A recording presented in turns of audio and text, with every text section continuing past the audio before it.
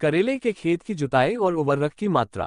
करेले की फसल को खेत में लगाने से पहले उसके खेत की तैयारी 20 दिन पहले से की जाती है। इसके लिए सबसे पहले खेत की जुताई मिट्टी पलटने वाले हेलों से की जाती है। जुताई के बाद खेत को कुछ समय के लिए ऐसे ही खुला छोड़ दिया जाता है। इसके बाद खेत में प्राकृतिक खाद के रूप में 10 से 12 गाड़ी पुरानी गोबर की खाद प्रति एकड़ के हिसाब से डाल दी जाती है और एक बार फिर से खेत की कल्टीवेटर लगाकर 2 से 3 तिरछी जुताई कर दी जाती है, जिससे खेत की मिट्टी में गोबर की खाद अच्छी तरह से मिल जाती है। यदि आप चाहें तो गोबर खाद की जगह कंपोस्ट खाद का भी इस्तेमाल कर सकते हैं।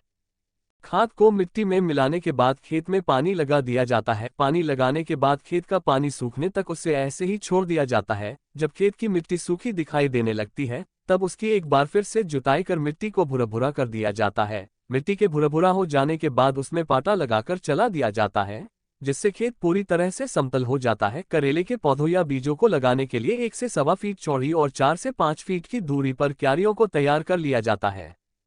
करेले के बीजों की रोपाई का तरीका। करेले के बीजों की रोपाई बीज और पौध दोनों ही रूप में कर सकते हैं। 1 एकड़ के खेत में तकरीबन 3 से 4 किलोग्राम करेले के बीजों की आवश्यकता होती है।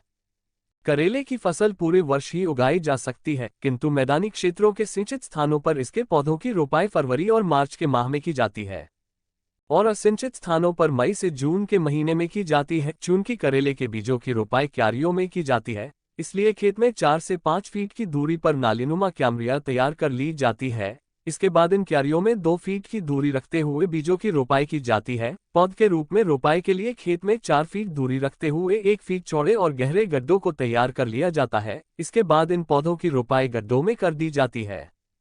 करेले के पौधों की सिंचाई।